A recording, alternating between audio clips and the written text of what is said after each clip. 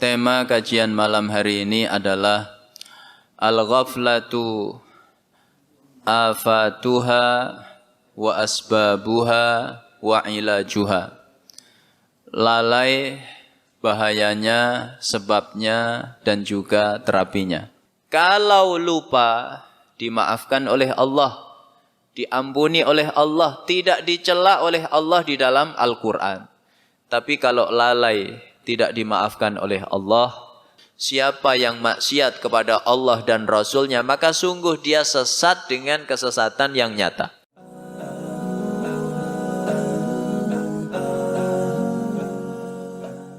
Bismillahirrahmanirrahim.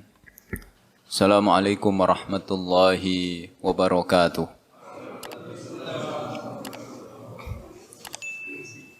Alhamdulillahi wa kafa. Wassalatu wassalamu ala nabiyina al-mustafa wa ala alihi wa sahbihi ahli sidqi wal wafa, amma ba'd. Faqala Allahu azza wa jalla fi kitabihil karim, a'udzu billahi minasyaitonir rajim, wa laqad dzara'na li jahannama katsiran minal jinni wal ins lahum qulubun la yafqahuna biha wa lahum a'yunun la yubsiruna biha walahum adhanun la yasma'una biha ulaika kal an'ami bal hum adall ulaika humul ghafilun. Hadirin Bapak Ibu jamaah Masjid Al-Ikhlas yang dimuliakan Allah Subhanahu wa taala, alhamdulillah kita dikumpulkan oleh Allah dalam nikmat amal saleh. Mudah-mudahan amal saleh kita diterima oleh Allah dan memberatkan mizaniyah hasanah kita kelak di hadapan Allah Subhanahu wa taala.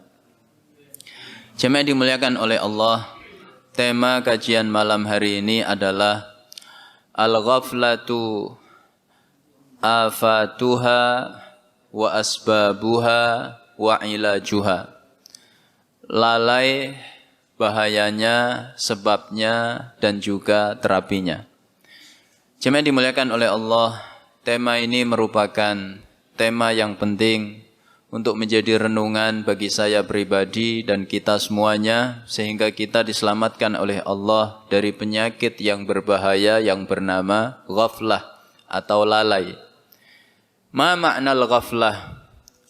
Al-ghaflatu sahwun ya'taril insan min qillatit tahaffudhi wat tayaqqudh. Lalai itu adalah sifat lengah yang menimpa manusia karena kurangnya kehati-hatian dan kurangnya kewaspadaan. Apa bedanya dengan nisyan atau lupa? Kata Imam Ibnul Qayyim, al-ghaflatu tarkul amal bi ikhtiyaril ghafil. Kalau ghaflah itu, lalai itu meninggalkan amal disertai ikhtiar, pilihan, keinginan hati dari orang yang melakukannya. Sedangkan kalau nisyan, tarkul amal min ghairi ikhtiyarih, meninggalkan sebuah amal tanpa ada keinginan, tanpa ada pilihan dari pelakunya. Bapak sholat seperti tadi, niatnya di awal, sholatnya sempurna, atau nanti diskon tanpa tahiyat. Niatnya sempurna, rupanya di tengah sholat lupa tahiyat, dan lain sebagainya. Maka keduanya berbeda kedudukannya di sisi Allah. Kalau lupa, dimaafkan oleh Allah, diampuni oleh Allah, tidak dicela oleh Allah di dalam Al-Quran. Tapi kalau lalai, tidak dimaafkan oleh Allah, pelakunya dicela di dalam Al-Quran. Maka Allah mengatakan, wala takun minal ghafilin. Jangan kamu termasuk orang yang lalai. Allah tidak mengatakan wala takun minan nasin. Jangan termasuk orang yang lupa. Jemaah dimuliakan oleh Allah, bahkan Allah membuat perumpamaan yang sangat buruk untuk mereka yang lalai. dalam ayat yang saya kutip di muqaddimah tadi, surat Al-A'raf ayat 179. Walaqad dzara'na li jahannama katsiran minal jinni wal ins. Sungguh kami telah jadikan neraka jahanam. Kebanyakan penghuninya adalah golongan jin dan manusia. Apa sebabnya mereka dimasukkan ke dalam neraka jahanam? Kata Allah, lahum qulubul la yafqahuna biha, walahum a'yunul la yubsiruna biha, walahum adhanul la yasma'una biha. Mereka punya hati, punya mata, punya telinga. 3 pilar yang seharusnya manusia bisa menangkap hidayah Allah. Tapi ternyata 3 karunia Allah itu mereka sia-siakan. Hatinya tidak digunakan untuk memahami ayat-ayat Allah. Matanya tidak digunakan untuk membaca dan menganalisa ayat-ayat Allah. Telinganya tidak digunakan untuk mendengarkan ayat-ayat Allah. Lalu Allah buat perumpamaan yang sangat buruk. Kata Allah, ulaika kal an'am. Mereka itu seperti binatang ternak. Balhum adal, bahkan lebih hina. Apa sebabnya? Ulaika humul ghafilun. Karena mereka adalah orang-orang yang lalai. Jemaah yang dimuliakan oleh Allah, apa saja bahaya manusia ketika lalai? Pertama, as-saddu anil haq. Orang ketika lalai, maka dia akan terhalang dari kebenaran. Dan ini bukan sekedar isapan jempol. Ini adalah fakta sejarah yang terus berulang. Betapa orang kalau lalai akan terhalang dari kebenaran. Kita ingat sebuah kisah di zaman Umar bin Khattab radhiyallahu anhu. Ada Raja Ghassan. Ya, Ghassan itu mana sih? Ghassan itu adalah kerajaan yang berada di negeri Syam yang berafiliasi kepada Romawi, kepada Barat. Jadi kalau ada bangsa Arab, kok kiblatnya ke Barat? Nah, ini rupanya bukan barang baru. Sejak zaman dulu sudah ada. Ghassan ini awalnya rajanya beragama Nasrani. Lalu dia masuk Islam. Dia mengirim surat kepada Khalifah Umar bin Khattab. Ingin menunaikan tawaf ke Baitullah. Maka disambut oleh Umar.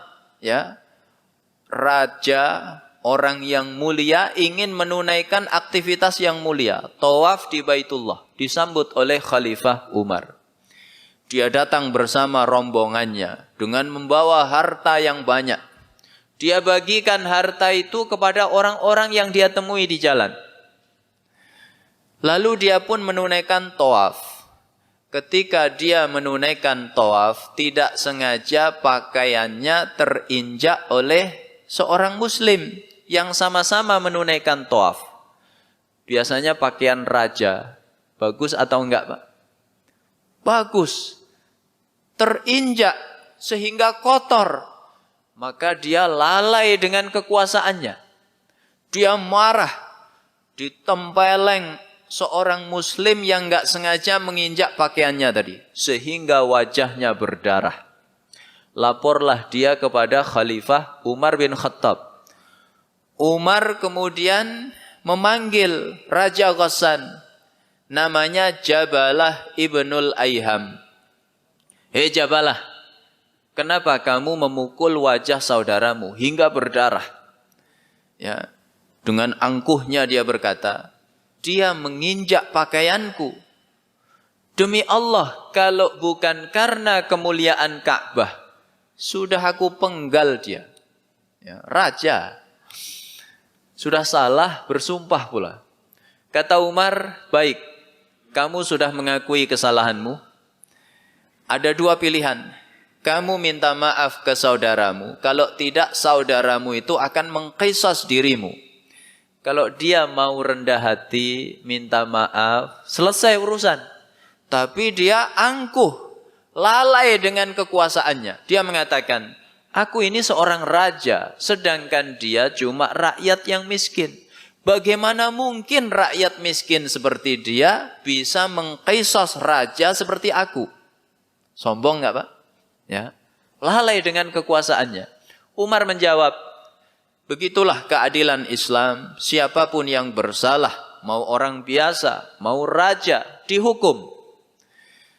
Kalau begitu aku murtad lagi saja. Kata Umar, kalau kamu murtad, hukumannya dipenggal. Ya, maka dia pun bingung. Mau minta maaf gengsi, mau murtad, dipenggal. Maka dia minta waktu. Baiklah, wahai Umar, beri aku waktu sampai besok untuk berpikir. Maka Umar memberi waktu. Rupanya malam harinya dia kabur bersama seluruh rombongannya. Dia pulang lagi ke negeri Syam, lalu melarikan diri sampai ke Konstantin. Dia kembali murtad masuk ke dalam agama Nasrani. Ini bahayanya orang ketika lalai, terhalang dari kebenaran. Yang kedua, yaitu al-istighfaf bi awamirillahi azza wajal. Orang ketika lalai mudah sekali meremehkan perintah-perintah Allah Subhanahu wa taala di dalam hidupnya. Ada perintah sholat berjamaah, dia remehkan. Ngapain harus ke masjid? Di rumah juga bisa sholat. Ada perintah tolabul ilmi, tafaqquh fiddin, dia remehkan. Ngapain harus ngaji ke masjid? Di YouTube tuh banyak pengajian, ustadznya lebih top pula.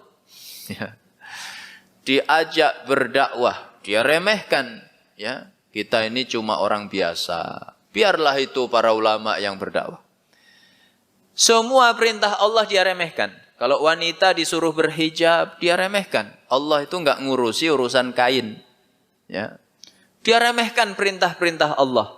Ini pertanda, ya, ini bahayanya lalai. Jemaah dimuliakan oleh Allah. Makanya tanda baiknya iman kita kepada Allah itu adalah ketika kita mentaati Allah. Begitulah generasi terbaik umat ini membuktikan iman mereka, yaitu dengan cara taat secara totalitas, tidak meremehkan perintah Allah sedikit pun. Ketika Allah melarang khamr, padahal khamr saat itu sudah menjadi budaya, menjadi tren, menjadi gaya hidup, bahkan menjadi sumber ekonomi yang menjanjikan. Meninggalkan perkara seperti ini ringan atau berat, Pak? Berat, tapi mereka taat. Ketika Allah perintahkan sahabiyah untuk berhijab, maka seketika mereka taat, ya, menyambar kain-kain di sekitarnya untuk menutupi aurat mereka. Bahkan ketaatan mereka hari itu tidak cuma terkait masalah zahir, meninggalkan khamr, berhijab, ini masalah zahir. Ketaatan mereka hari itu sampai urusan batin, urusan perasaan, taat kepada Allah. Zainab binti Jahash, seorang wanita berparas, cantik jelita, bernasab mulia, dijodohkan oleh Nabi dengan Zaid bin Harithah radhiyallahu anhu. Ya, dulunya adalah budak. Maka Zainab awalnya menolak. Wajar enggak, Pak? Wajar. Zainab mengatakan, "Ya Rasulullah, aku nasabnya lebih mulia dibanding dia." Kan wajar, manusiawi. Tapi kemudian turun ayat 36 surat Al-Ahzab. Wa ma kana lil mu'minin wala mu'minatin idza qadallahu wa rasuluhu amran ayyakuna lahumul khiyaratu min amrihim wa may ya'sillaha wa rasulahu faqad dhalla dhalalan mubina. Tidak pantas bagi mukmin maupun mukminah kalau Allah sudah, ya, Allah dan Rasulnya sudah putuskan perkara atasnya, lalu dia memilih pilihan lain selain pilihan Allah dan Rasulnya.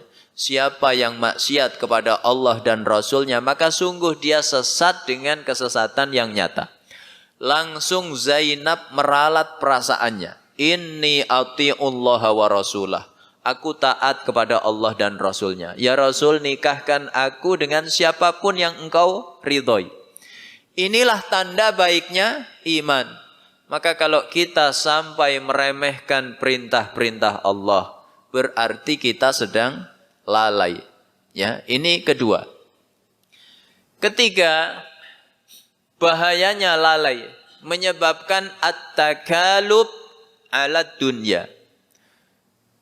Orang berlomba-lomba di dalam dunia. Orientasinya bergeser, tidak lagi akhirat tapi dunia. Padahal para nabi mewariskan warisan yang mulia untuk kita semuanya. Apa warisan itu? Yaitu agar kita selalu memiliki orientasi yang sifatnya ukhrawi. Ini kita bisa lihat ketika Nabi Yakub alaihissalam hampir diwafatkan oleh Allah. Dikisahkan dalam surat Al-Baqarah. Am kuntum syuhada idh hadara Yaqubal maut idh qala li banihi ma ta'buduna min ba'di. Ingatlah ketika Yakub didatangi kematian. Dia berkata kepada anak-anaknya, wahai anak-anakku, apa yang kalian sembah sepeninggalku nanti? Pola pikir seperti ini, itu duniawi atau ukhrawi, Pak? Ya, ukhrawi. Begitu warisan para nabi. Rasulullah SAW, di antara doa yang sering beliau baca, ya, doanya panjang. Allahumma qsim lana min khasyatika ma tahulu bihi bainana wa baina maksiatik wa min ta'atika ma tuballighuna bihi jannatak wa minal yaqini ma tuhawwinu bihi alaina masaibat dunya. Allahumma matti'na bi asma'ina wa absarina wa quwwatina abadan ma ahyaitana waj'alhu al-waritha minna waj'al tha'rana 'ala man zalamana wansurna 'ala man 'adana. Apa kelanjutannya, Pak? Wala taj'al musibatana fi dinina. Ya, wala taj'alid dunya akbara hammina wala mablagha ilmina. Ya Allah, jangan engkau jadikan dunia ini sebagai orientasi kehidupan kami.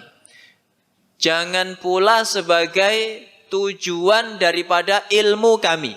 Jadi kalau Bapak, Ibu sekolah menuntut ilmu, maka pastikan tujuannya bukan dunia.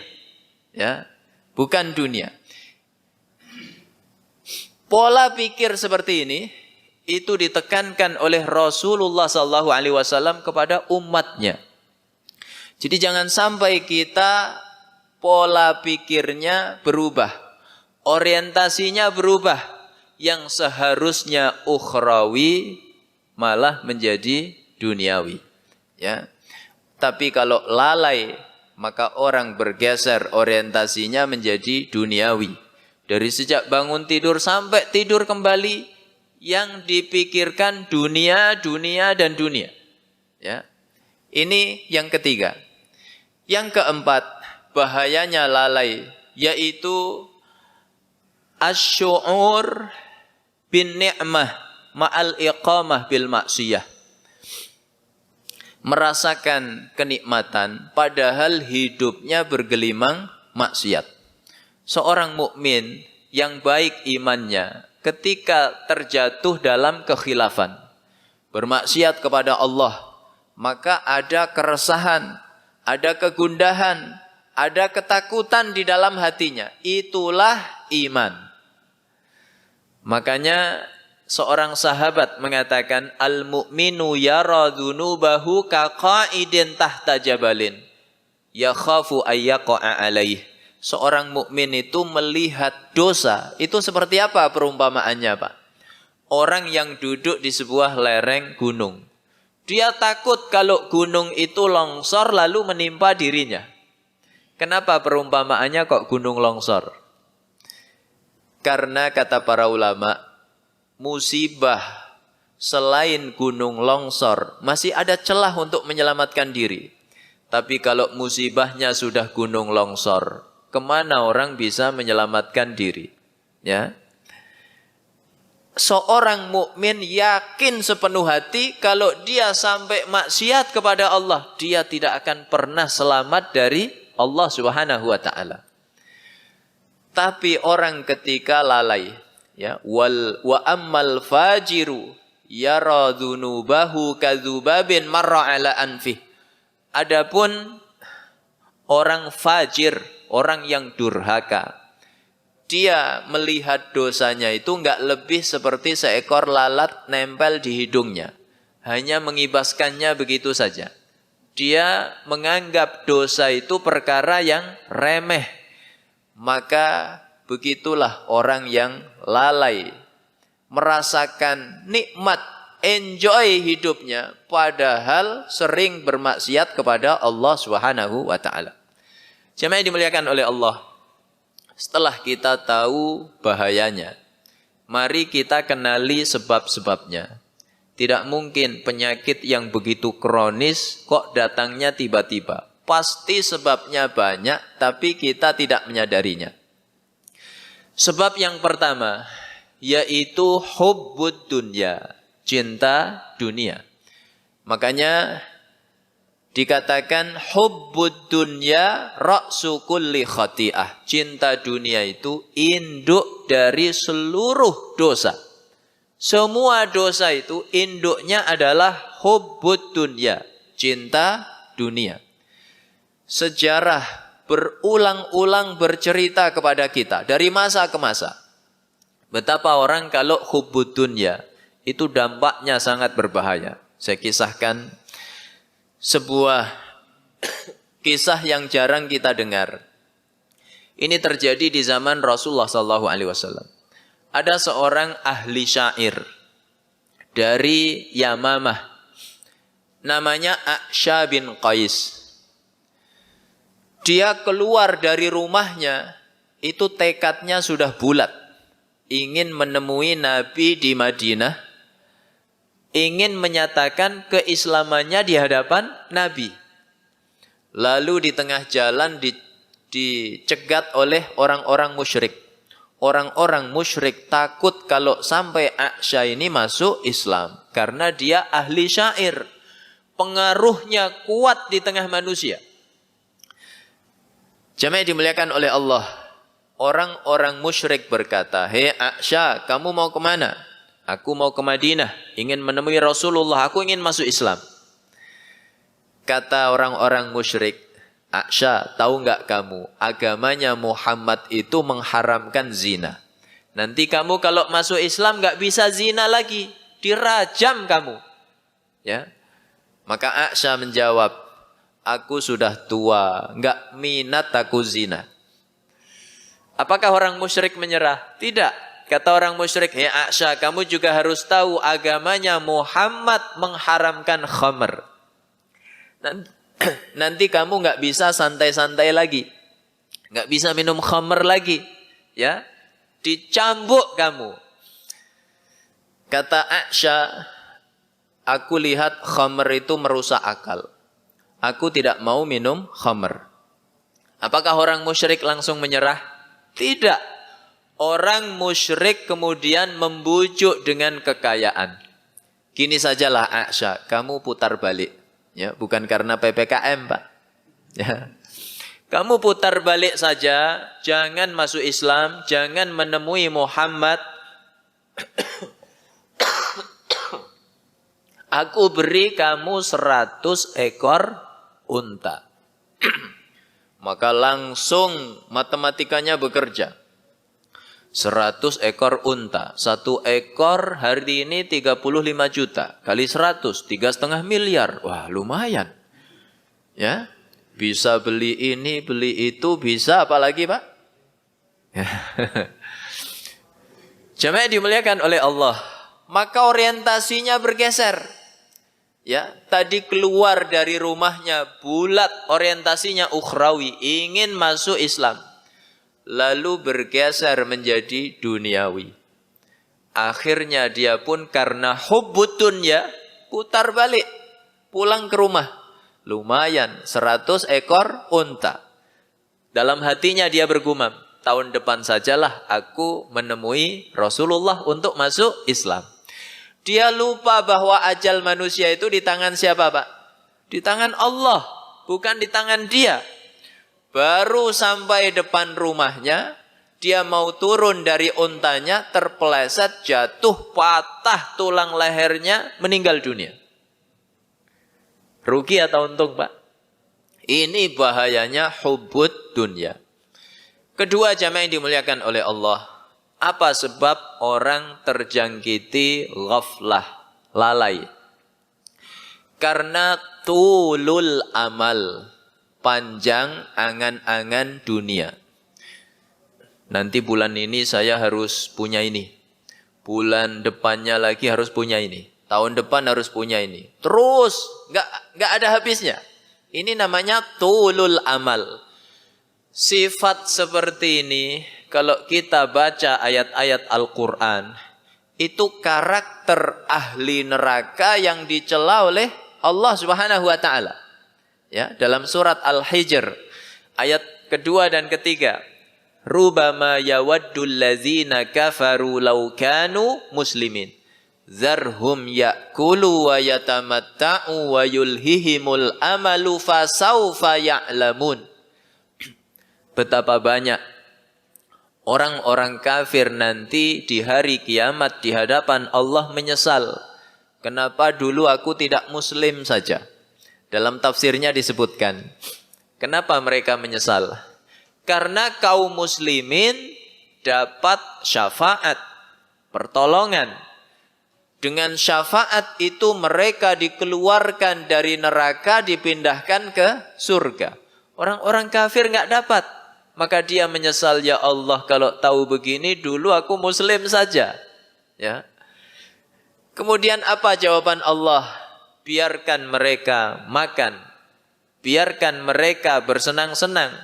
Biarkan mereka dilalaikan angan-angan dunianya. Sungguh mereka akan mengetahui balasan dari perbuatan mereka. Jadi panjang angan-angan ini adalah karakter ahli neraka yang dicela oleh Allah Subhanahu wa taala. Makanya kita dilarang oleh Allah dan Rasulnya untuk tulul amal, panjang angan-angan. Ya. Ini yang kedua. Yang ketiga, sebab ghaflah, lalai, yaitu fitnatun nisa. Ya. Ujian yang berupa wanita. Ya.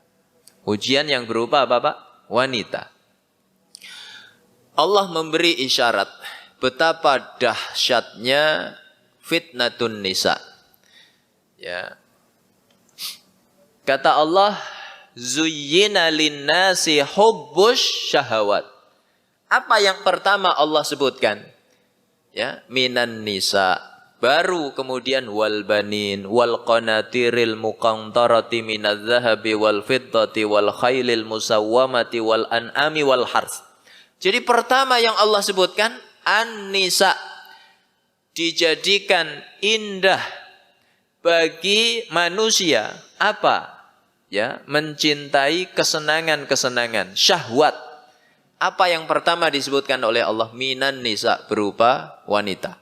Demikian pula Rasulullah memberi isyarat dalam banyak hadisnya. Kata Nabi, ma taraktu fitnatan adarra 'alal rijal minan nisa. Tidak pernah aku tinggalkan fitnah yang jauh lebih dahsyat bagi laki-laki dibanding fitnahnya wanita. Dalam hadis yang lain, fattaqud dunya wattaqun nisa. Hati-hatilah terhadap dunia, hati-hatilah terhadap wanita. Sebenarnya disebut kata dunia itu sudah mencakup wanita. Ada harta, ada tahta, ada wanita. Kenapa disebut lagi oleh Nabi kata nisa? Ini menggambarkan dahsyatnya fitnah wanita. Sehingga disebut secara khusus setelah Nabi menyebutnya secara umum. Jemaah dimuliakan oleh Allah. Makanya ulama kita itu ada yang sampai mengatakan, andaikan aku dikurung di sebuah tempat bersama emas, perak, intan, permata, ya. Kalau kita bersama rupiah dan dolar. Kata beliau, itu tidak lebih aku takutkan dibanding dikurung bersama seorang budak wanita berkulit hitam. Ya. Padahal wanita berkulit apa? Hitam. Itu lebih ditakutkan fitnahnya dibanding harta. Masa sih Ustadz sama orang berkulit hitam tertarik? Oh, jangan salah Pak. Kalau setiap hari yang dilihat dia, ya, suaranya dia, senyumnya dia, ya, maka kata pepatah bahasa Perancis Pak, tresno jalaran soko kulino. Hati-hati, hati-hati. Inilah kenapa kita jangan menyekolahkan anak kita di lembaga-lembaga, ya, orang kafir. Jangan. Nanti SD di situ, SMP di situ, SMA di situ, kuliah juga di situ. Ketemunya dengan orang-orang kafir, ya, yang dilihat orang-orang kafir. Nanti kira-kira jatuh cintanya sama siapa Pak? Ya, hati-hati. Ya. Jemaah dimuliakan oleh Allah. Ini dahsyatnya fitnah wanita. Jangankan kita yang orang awam. Dulu generasi yang masih masuk kategori, ya, generasi terbaik setelah sahabat. Generasi apa Pak? Tabi'in. Ya, sering saya kisahkan. Disebutkan oleh Imam Ibnu Katsir dalam kitab Al-Bidayah wan Nihayah. Seorang tabi'in, enggak sembarang tabi'in. Dia hafal Quran 30 juz. Kemudian dia ahli ibadah. Kalau siang puasa sunnah, kalau malam qiyamul lail. Dia mujahid fi sabilillah. Namanya Abdah bin Abdurrahim. Bagaimana akhir hayatnya? Dia murtad gara-gara wanita. Ini dahsyatnya fitnatun nisa. Ya. Nah, jemaah dimuliakan oleh Allah. Karena sebentar lagi Isya, saya percepat sedikit. Setelah kita tahu sebabnya, berikutnya adalah, ya, ilajuhu, terapinya. Bagaimana agar kita diselamatkan oleh Allah dari ghaflah, lalai. Yaitu yang pertama, meningkatkan at-taqwa. Ya, takwa itu apa sih? Kehati-hatian. Apa sebab orang lalai tadi? Sebagaimana definisinya, karena kurang hati-hati, kurang waspada. Maka kita dituntut untuk waspada. Takwa itu maknanya waspada, hati-hati. Jangankan kita yang hidup di zaman yang penuh fitnah. Ya, hidup di akhir zaman, penuh fitnah. Sahabat yang hidup di zaman terbaik. Hari itu ketakwaan lebih dominan dibanding maksiat. Itu saja mereka hati-hati luar biasa. Sampai Umar bin Khattab radhiyallahu anhu mengkisahkan generasi sahabat hari itu. Kata beliau, kunna qauman nada'u tis'ata a'syaril halal makhafata an naqa'a fil haram. Kami ini generasi yang meninggalkan 9 dari 10 perkara yang mubah karena takut terjatuh ke dalam yang haram. Jadi ada 10 perkara mubah. Yang dikerjakan cuma 1, yang 9 ditinggalkan. Karena khawatir terjatuh ke dalam yang haram. Betapa banyak perkara haram itu diawali dengan menyibukkan diri terhadap yang mubah. Contoh Pak. Era teknologi informasi, gadget, ya, berselancar di dunia maya. Halal apa haram Pak? Hukum asalnya halal. Mubah, boleh. Tapi coba kalau Bapak dari habis subuh sampai zuhur sibuk murojaah dunia maya. Ya. Kira-kira sempat sholat duha atau tidak? Sempat baca Quran atau tidak, Pak? Ya. Tapi kan yang dibuka bagus, Ustaz. Ya, pengajian. Ya, awalnya pengajian. Begitu bosan dengan pengajian, terjatuhlah ke dalam virus varian baru yang paling berbahaya. Apa itu, Pak? Sinetron. Ya. Maka kita ekstra hati-hati, ya. Ini yang pertama. Yang kedua, bagaimana agar kita selamat dari ghaflah, lalai, yaitu dengan tazakkurul khatimah, banyak mengingat akhir kehidupan, ya, atau bahasa sederhananya ingat mati. Orang itu ketika menjadikan ingatan terhadap kematian di pelupuk matanya, maka dia akan selamat dari lalai. Sehingga cara agar kita bisa sholat terbaik, ya, bagaimana caranya? Sallu sholata muwaddi'. Sholatlah kamu seperti sholatnya orang yang akan meninggalkan dunia. Bapak kalau sadar, ini isya terakhir saya. Kira-kira masih sempat nggak Pak mikir makanan? Ya, mikir jalan-jalan, ya, atau mikir Liga Champion misalnya.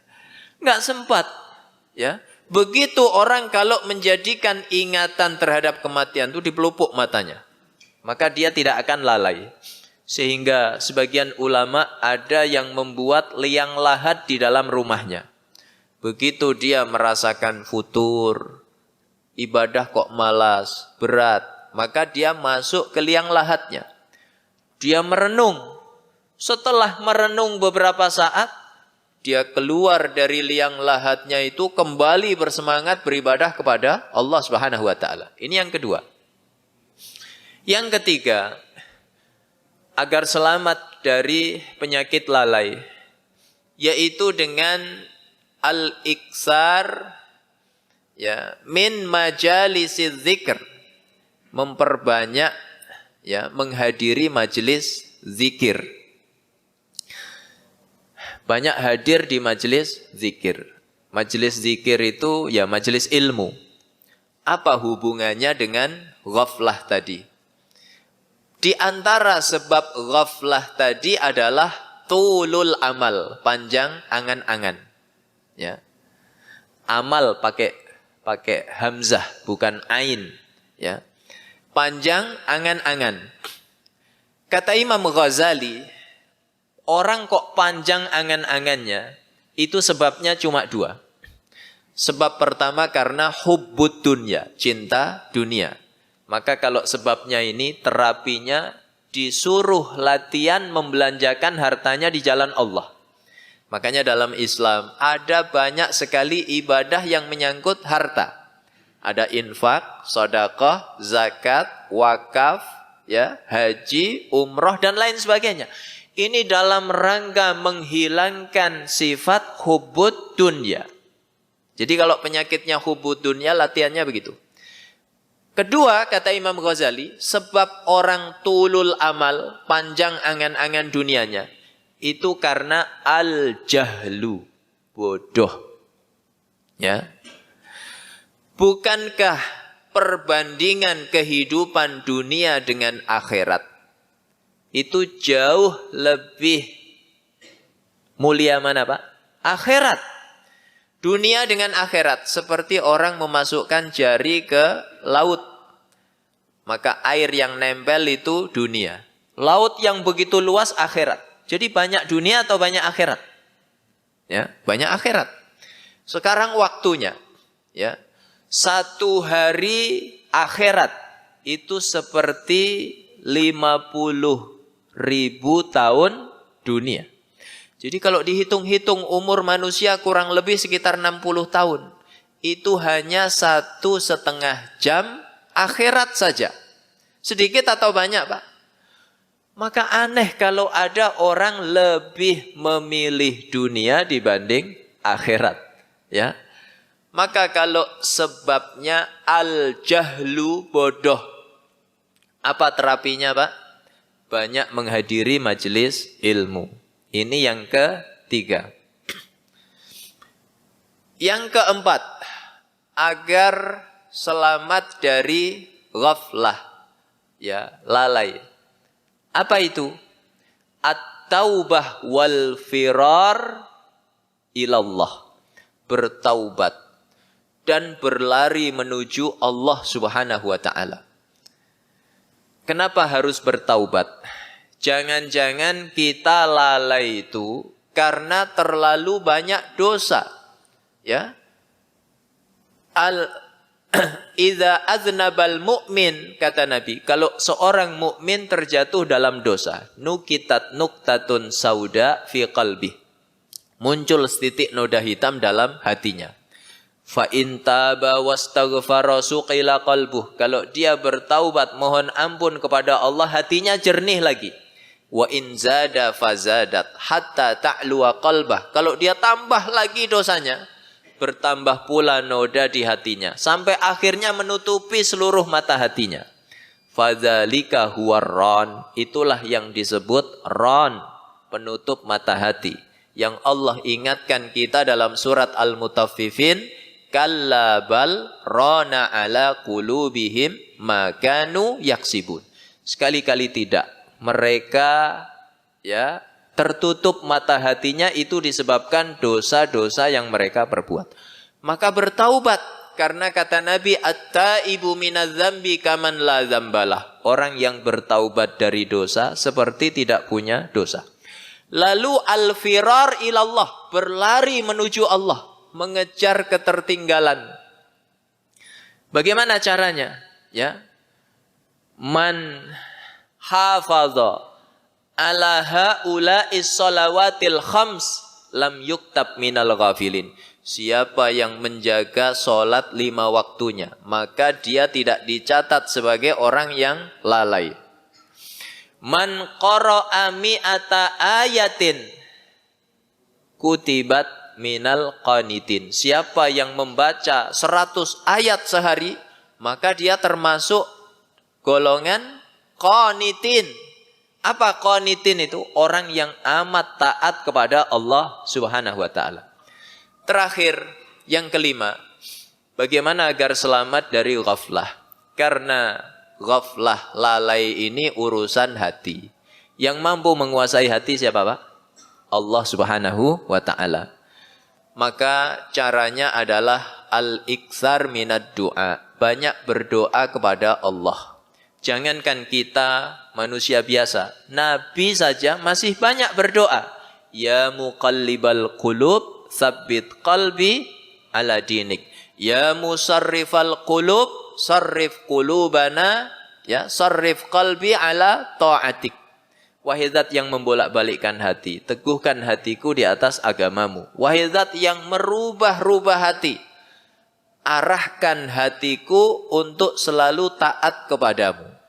Mudah-mudahan ini bermanfaat untuk saya pribadi dan kita semuanya. Mudah-mudahan kita diberi taufik, pertolongan Allah, sehingga kita selamat dari penyakit yang sangat berbahaya yang bernama ghaflah. Sehingga kelak kita menghadap Allah dalam keadaan husnul khatimah. Kalau ada yang benar semata-mata dari Allah. Kalau ada yang salah, ini kekhilafan saya mohon maaf yang sebesar-besarnya. Aqulu qali hadza wa sallallahu ala nabiyyina Muhammad wa ala alihi wa sahbihi wasallam. Wa subhanakallahumma bihamdik syadu an la ilaha illa anta astaghfiruka wa atubu ilaik. Assalamualaikum warahmatullahi wabarakatuh.